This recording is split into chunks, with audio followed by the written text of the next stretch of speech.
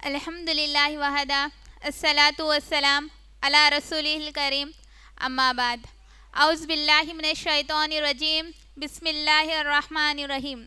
मेरी माँ और बहनों, मैं आप तमाम का आज के इस इज्तिमा में इस्लामी तरीक़े से इस्तक़बाल करती हूँ।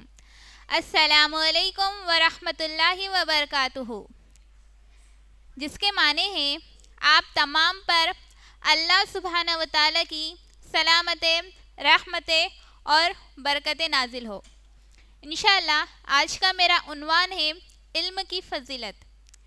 नबी सल्लल्लाहु अलैहि वसल्लम ने फरमाया, इल्म सीखना हर मुसलमान मर्द और औरत पर फ़र्ज़ है। दीन का इतना इल्म के जिसके ज़रिए हम अपनी ज़िंदगी गुजार सकें, जिसके ज़रिए हमें पता लगे कि क्या जायज़ है और क्या नाजायज़ है, क्या हलाल है क्या हराम है, क्या चीज़ मेरे रब को राज़ी करेगी और क्या चीज़ मेरे रब की नाराज़गी का सबब बनेगी। तो इतना इल्म सीखना हर मुसलमान पर फ़र्ज़ है।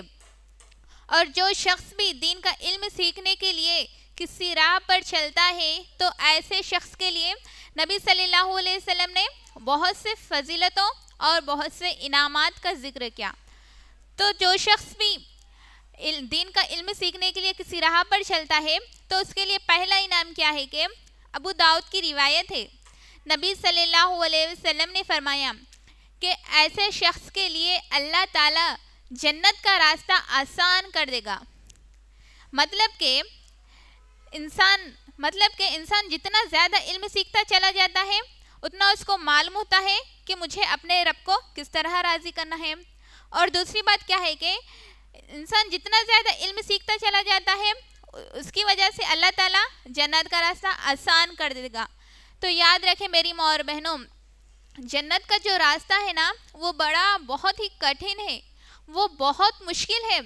और जो शख्स भी उस रास्ते पर चलना चाहेगा तो उसको कदम कदम पर मुश्किलात का सामना करना पड़ेगा, उसको कदम कदम पर आजमाइशों का सामना करना पड़ेगा, उसको कदम कदम पर मुख्तलिफ फितनों का सामना करना पड़ेगा।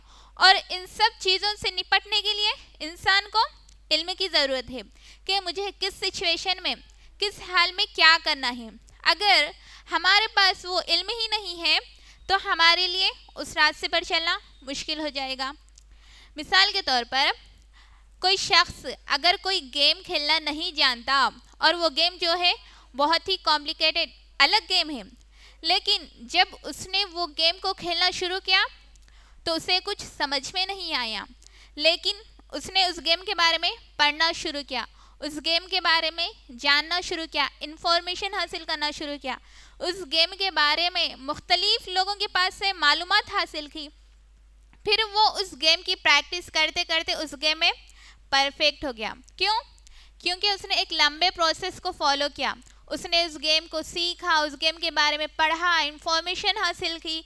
इस वजह से उसके लिए वो गेम खेलना आसान हो गया। अब वही गेम अगर कोई नया शख्स आकर खेलना चाहेगा तो उसे मुश्किल होगा। इसी तरीके से जो जन्नत का रास्ता है ना, इसमें जितने भी मुश्किलात हैं उन मुश्किलात को हमें कैसे फेस करना है, उन मुश्किलात में हमें कैसे साबित कदम रहना है, उन मुश्किलात में हमें क्या डिसीशंस लेना, क्या फ़ैसले लेना है, ये सब चीज़ें हमें दीन का इल्म सीखने से पता लगता है।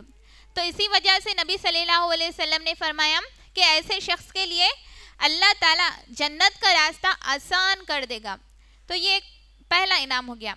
अब दूसरा इनाम क्या है कि नबी सल्लल्लाहु अलैहि वसल्लम ने फरमाया, जो शख्स भी दीन का इल्म सीखने के लिए किसी राह पर चलता है तो उसके लिए फरिश्ते अपने पैरों को बिछा देते हैं। यानी कोई शख्स अगर दीन सीखने के लिए किसी राह पर चलता है तो फरिश्तों की तरफ से उसे प्रोटोकॉल मिलता है, वो फरिश्तों की हिफाजत में रहते हैं। फरिश्ते अल्लाह की पाकीज़ा मखलूक। और आप सोचिए उस तालिबे इल्म का इल्म हासिल करने का मुकाम देखिए, जब वो इल्म हासिल करने के लिए किसी राह पर चलता है तो फरिश्ते अपने पैरों को बिछा देते हैं। ये दूसरा इनाम हो गया। अब तीसरा इनाम क्या है कि नबी सल्लल्लाहु अलैहि वसल्लम ने फरमाया, और पानी में रहने वाली मछलियाँ ये सब के सब उस शख्स के लिए मग़फ़िरत की दुआ करती है। हम सब चाहते हैं ना कि अल्लाह हमारी मग़फ़िरत कर दे, अल्लाह हमारे गुनाहों को माफ़ कर दे। हम अक्सर लोगों को कहते हैं ये दुआ करने के लिए, लेकिन यहाँ क्या हो रहा है, बग़ैर कहे एक शख्स नहीं, दो शख्स नहीं, बल्कि नबी सल्लल्लाहु अलैहि वसल्लम ने क्या फरमाया, तमाम मखलूक़ात, यहाँ तक के पानी में रहने वाली मछलियाँ तक उस शख्स के लिए मग़फ़िरत की दुआ करते हैं। अब पानी में कितने मछलियाँ हैं, इसे कोई काउंट कर सकता है? इसी तरीके से जंगल में कितने जानवर हैं, कितने चरिंदे, कितने परिंदे, कितने चींटियाँ हैं, इन सब को काउंट करना, इन सब के बारे में सोचना नामुमकिन है। तो ये सब के सब उस शख्स के लिए मग़फ़िरत की दुआ करते हैं। चौथा इनाम क्या है कि नबी सल्लल्लाहु अलैहि वसल्लम ने फरमाया, आलिम की फजीलत आबिद पर ऐसे ही है जैसे 14वीं रात की चांद की फजीलत सितारों पर है।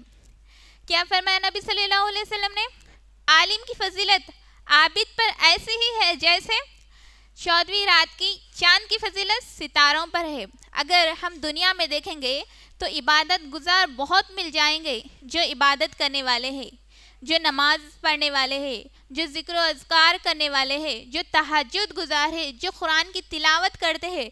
तो ऐसे लोग तो दुनिया में बहुत होंगे, ऐसे लोग बहुत मिल जाएंगे। लेकिन जो इल्म वाले हैं, जिनके पास दीन का सही इल्म है, ऐसे लोग बहुत कम होंगे। फिर इसी तरह नबी सल्लल्लाहु अलैहि वसल्लम ने फरमाया, उलमा अंबिया के वारिस हैं और अंबिया अलैहिस्सलाम अपनी विरासत में माल, दिरहम व दिनार नहीं छोड़ जाते, बल्कि इल्म छोड़ जाते हैं। और जिसने भी उस इल्म को हासिल कर लिया, उसने बहुत बड़ी खैर को हासिल कर लिया। तो ये भी एक फजीलत, बहुत बड़ा इनाम है जो कि अल्लाह के मुकर्रब छोड़े हुए, ये भी बहुत बड़ी फजीलत, बहुत बड़ा इनाम है। तो ये तमाम इनामात है उस शख्स के लिए जो शख्स दीन का इल्म सीखने के लिए किसी राह पर चलता है। तो आखिर में अल्लाह से दुआ है, अल्लाह हमें कहने सुनने से ज़्यादा अमल करने की तौफीक अता फरमाए।